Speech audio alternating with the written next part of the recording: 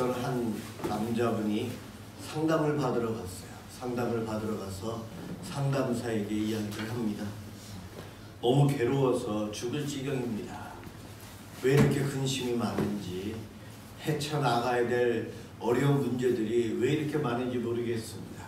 하나 해결하면 또 하나가 오고, 하나 해결하면 또 다른 더 큰 것이 밀려오고, 이 근심, 걱정, 두려움에서 벗어날 일이 없는 것 같다고, 너무 힘들어서 괴로워 죽을 지경입니다. 어떻게 나에게 도움을 주십시오 요청을 합니다. 그러면서 끝내는 그가 이야기한 것이, 어디 안전한 곳 없습니까? 걱정 없는 곳이 없을까요?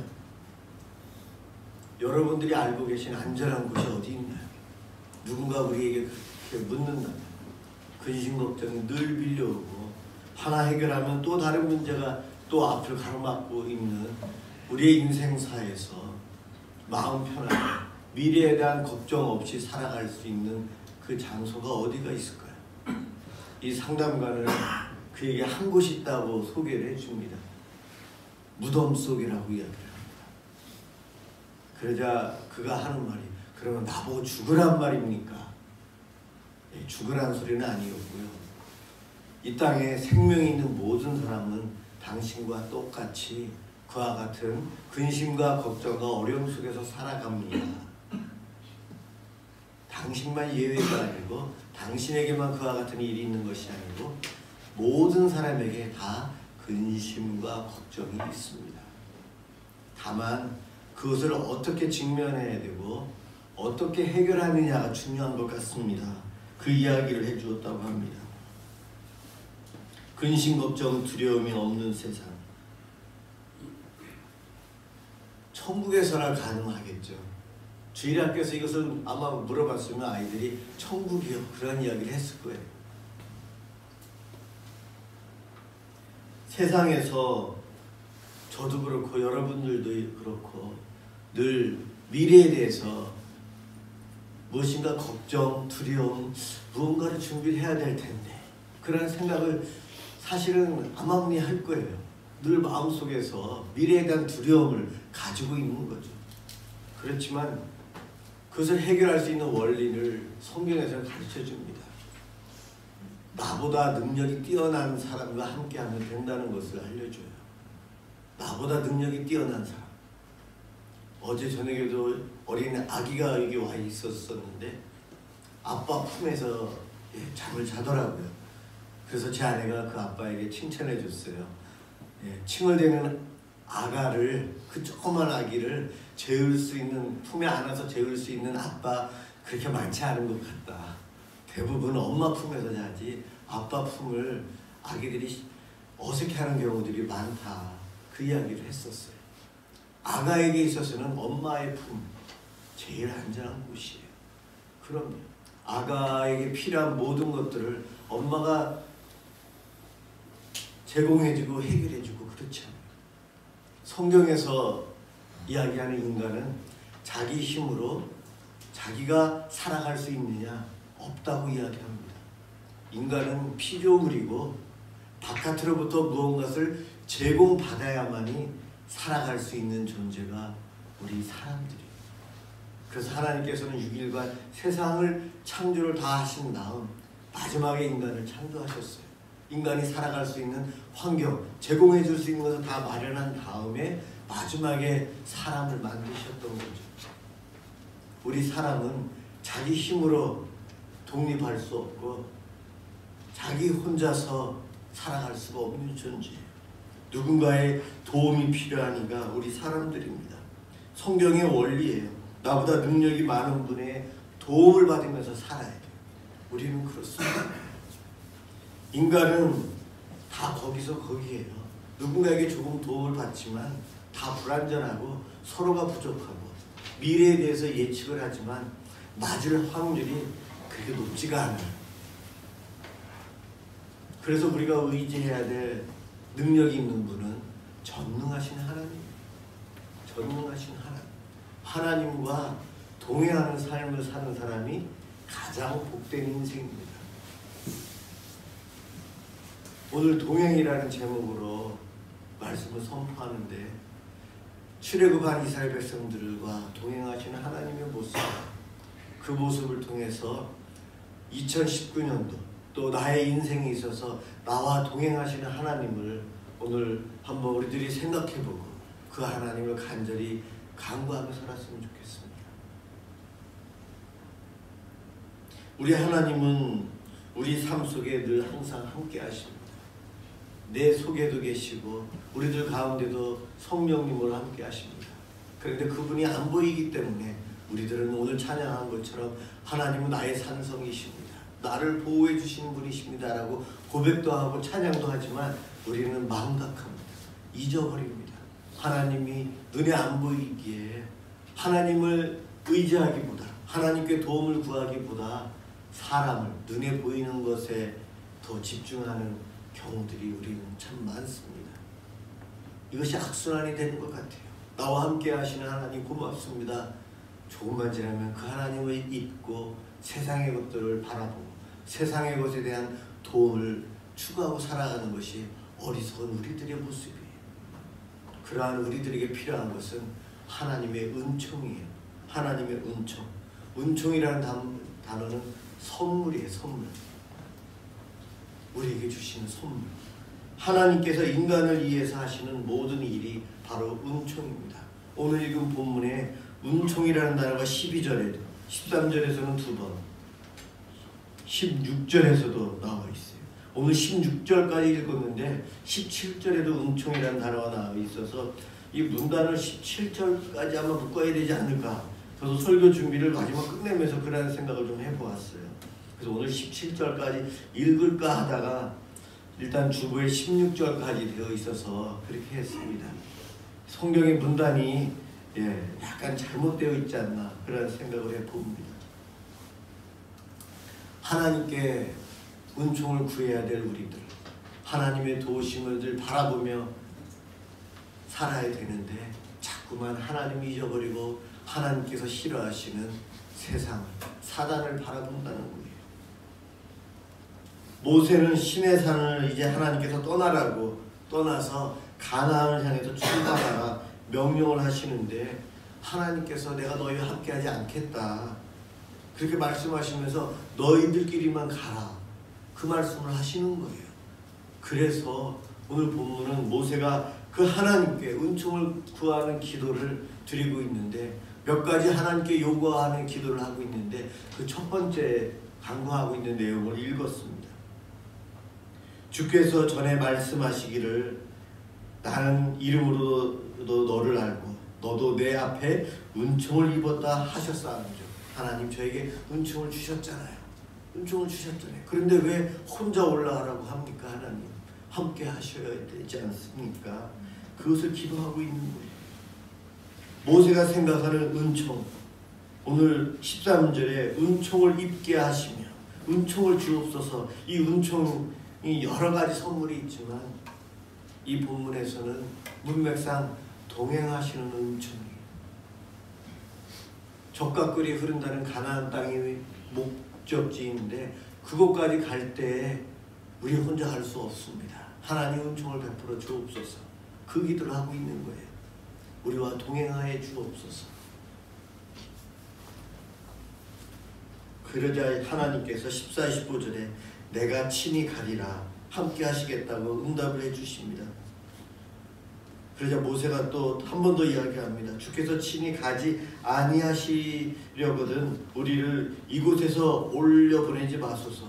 시내산에서 가나안 땅으로 올라가도록 하지 말게 해 주옵소서. 그러니 우리는 가야 되니 하나님 동행해 주옵소서. 그 기도를 하고 있어요.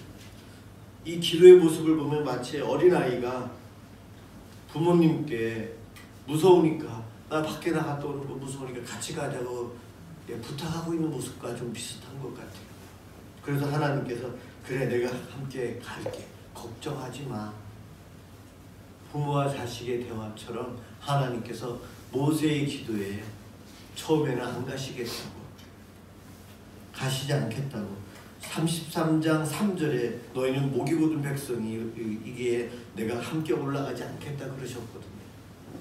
너희들끼리만 가라 그러셨는데 모세의 이 간절한 기도에 하나님께서 함께 하겠다, 내가 같이 가겠다, 그러니 걱정하지 말고 두려워하지 말아라.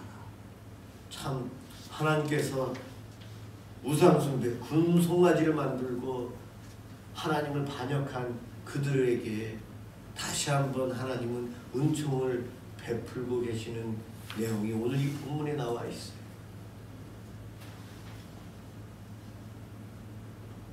이스라엘 백성들은, 모세는 하나님의 은총에 의해서만 우리가 살아갈 수 있다는 것을 알고 있었어요. 그래서 그것을 구하고 있습니다. 출애굽 과정에서 하나님의 은총을 우리들은 확인할 수 있습니다. 애굽에서 나올 때 10번의 재앙, 하나님의 은총이었죠. 홍해를 갈라주신 것도 하나님의 은총이었고요. 광야에서 마실 물을, 먹을 음식을 만나와 메추라기를 주신 분, 우리 하나님의 은총입니다. 온갖 시련을 거치면서 시내산까지 왔는데 우리 하나님께서 그들과 함께 하시겠다고 율법을 주시고 언약을 체결해 주시고 하나님께서 함께 하신다고 하십니다. 이제 앞으로 갈 길이 멀어요. 이제 앞으로 있을 일들, 다른 종족과의 싸움, 크고 작은 싸움들이 많이 있을 텐데, 특별히 가나안 땅에는 고도의 문명화된 민족들이 있어서 그들과 싸운다는 것 자체가 두려워요. 모세는 하나님의 은총을 안 구할 수가 없었어요.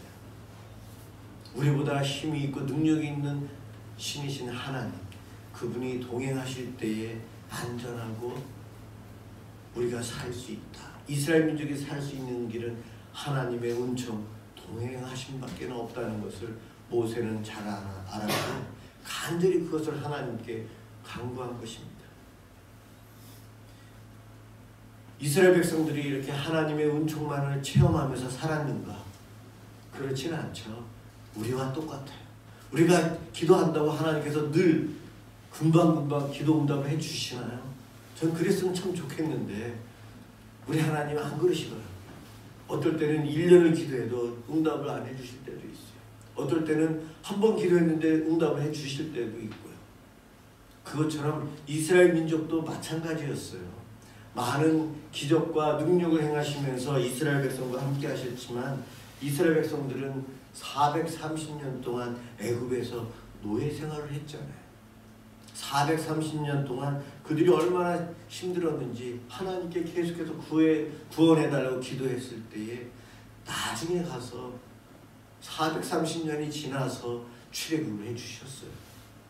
그 기간 동안 얼마나 많은 기도와 인내가 필요했을까요? 우리보다 더 오래 참았던 이들이 이스라엘 민족입니다.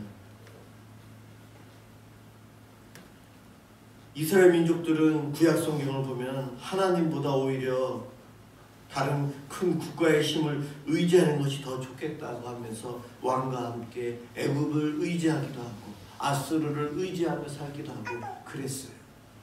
하나님께 기도하니까 기도 응답이 없었기 때문에 그들도 우리처럼 수많은 실수를 한 이들이 이스라엘 민족들입니다. 그런데 구약 성경 전체에 보면 이스라엘 민족들이 불신앙의 모습, 우상 숭배도 많이 하지만 우상 숭배를 하면서도 놓지 않는 것이 하나 있었어요. 그래도 우리는 하나님을 믿는 백성이다. 우리가 살 수 있는 길은 하나님밖에 없다는 것을 그래도 계속해서 그것을 유지해 왔어요. 남은 자 또한 선지자들을 통해서 그 메시지가 끊기지 않고 선포되었습니다. 이스라엘 백성들, 그래서 강대한 제국들이 있지만 그들이 우리를 살려주고 우리를 지켜주는 것 아니야. 잠시 잠깐이지만 우리의 생과 삶과 죽음은 하나님에게 달려있지 다른 나라, 어떠한 사람, 군사력에 달려있지 않다는 것을 그들은 알고 있었어요. 하나님의 은총, 하나님의 은총이 제일 중요하다는 것. 구약 성경을 읽어보면 우리가 그것을 발견하게 됩니다. 오늘날 많은 분들이 기독교를 비판을 합니다. 참 똑똑한 사람들이 많아요. 열심히 공부하고 연구하고 옛날에 비해서 공부한 것이 많고 자료들이 많아서 똑똑하고 그러다 보니 너무나도 교만해서 이제는 하나님이 없다라고 얘기하는 사람들이 참 많습니다. 하나님 없이도 내가 스스로 살아갈 수 있다, 그 생각을 하는 사람들이 많아요. 나 혼자 잘하면 돼. 나는 할 수 있어. 자기 멋대로 살면 된다고 생각을 합니다. 어려움이 닥쳐도 나는 해결할 수 있어.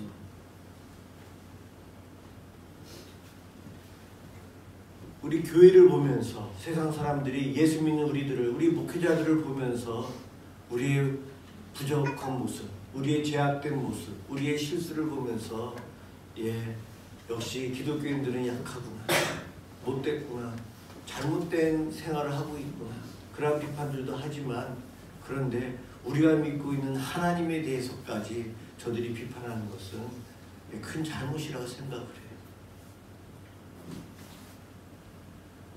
경솔한 행동인 것 같아요. 기독교 신앙 자체는 귀한 것이거든요. 진리이거든요.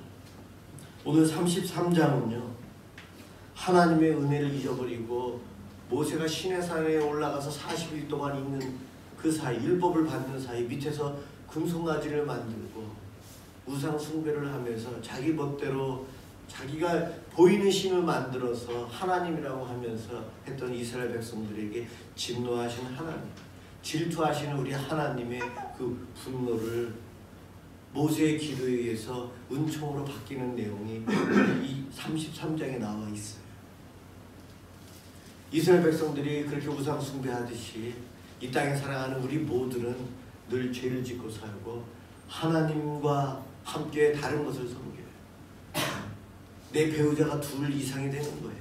하나님이 내 배우자가 아니고 내 아버지가 아니고 다른 물질이, 세상의 무엇을 우리가 하나님과 겸해서 섬기기에 하나님께서 질투하시는 겁니다. 그것으로 인해서 하나님께서 너희들은 목이 곧은 백성이라 내가 너희와 함께하지 않겠다. 너희들 이제 시내산에 와서 약 11개월 있었는데 출애굽한 지 1년이 좀 넘었는데 이제 너희들 출발해야 된다. 너희들끼리만 가라. 하나님이 그러세요. 그러자 모세가 겁을 먹고 하나님 용서해 주옵소서 그러면서 우리에게 은총을 다시 베풀어 주세요. 예전에 은총을 베풀어 주셨잖아요. 약속해 주셨잖아요. 모세의 그 기도에 하나님께서 우리 인간적인 표현을 하면 마음을 바꾸세요. 하나님은 모세가 그런 기도 할 줄 아시고 혼을 내고 계셨던 거죠, 사실은. 네. 하나님께서 그래, 내가 너희와 함께 갈게. 두려워하지 마. 죄인인 우리들을, 우리 하나님은 늘 그렇게 다가오시는 분이 우리 하나님이세요. 하나님으로부터 또다시 은혜를 입는 모습이 출애굽기 33장에 나와 있고 우리가 그 한 부분을 읽었습니다. 신앙 고백하며 또 하나님에 대한 만각을 하며 살아가는 우리들, 늘 악순환 속에서 살아가지만 우리 하나님은 그러한 우리를 끝까지 놓지 않습니다. 이스라엘 백성과 하나님 사이에 최고의 위기는 사실은 이 금송아지 만들고 그때가 최고의 위기의 순간이었는데 모세의 중보기도로 인해서 하나님께서 마음을 바꾸시고 그들에게 은혜를 부어주십니다. 모세가 회막에 가서 하나님께 기도하는 모습, 그 모습을 우리는 본받아야 돼요. 늘 하나님께 우리가 죄인입니다. 하지만 하나님 우리를 구원해 주셨잖아요. 우리랑 약속을 맺었잖아요. 주 예수를 믿으라. 그리하면 너와 내 집이 구원을 얻으리라 말씀해 주셨잖아요. 우리 가정을 구원해 주옵소서. 우리가 그 기도하기를 하나님을 바라시고 우리를 혼내고 계시는 거예요. 그러면 우리가 그 기도하면 하나님은 금방 마음을 바꾸셔서 그래, 내가 함께할게, 내가 해줄게. 우리 하나님 그런 분이세요.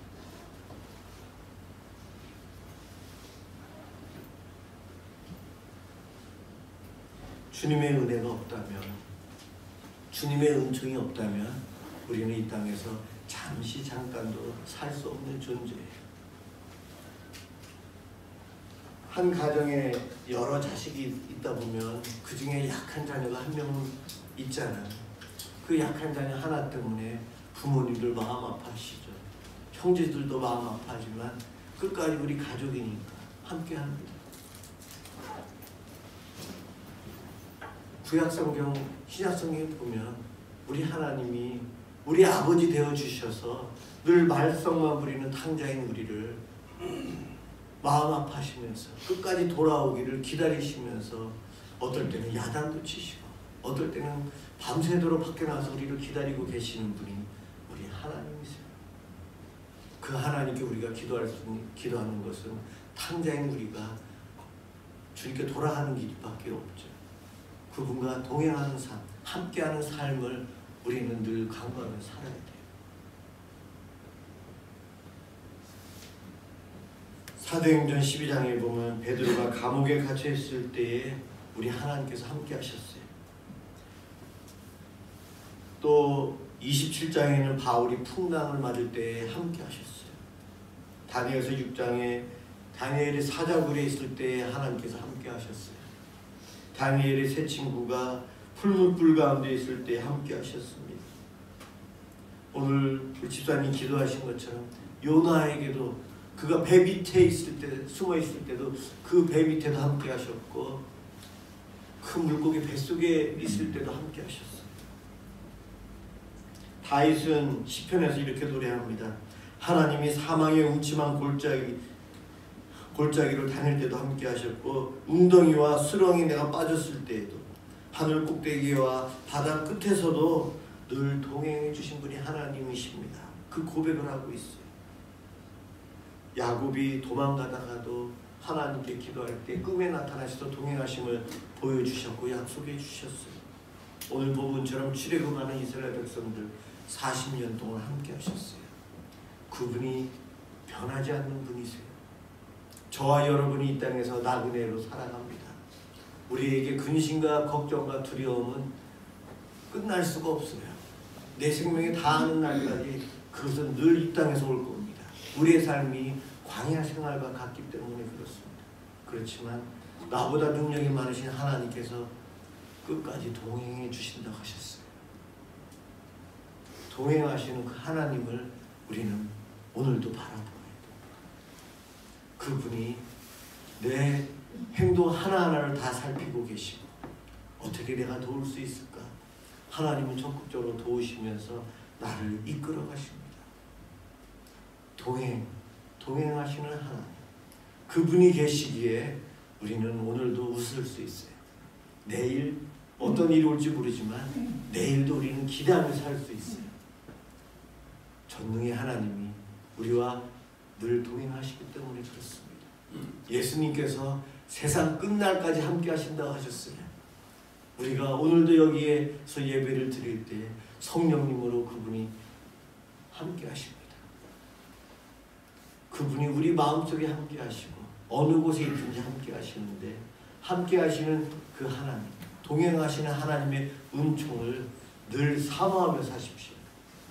그리고 그분이 말씀하시는 내용, 말씀에 순종하고 하나님께 겸손한 모습으로 살아가는 것을 통해서 근심 걱정이 와도 웃으면서 이겨낼 수 있는 그러한 강한 용사의 모습으로 이 땅에서 살아가시기를 주님의 이름으로 축원합니다. 기도하겠습니다.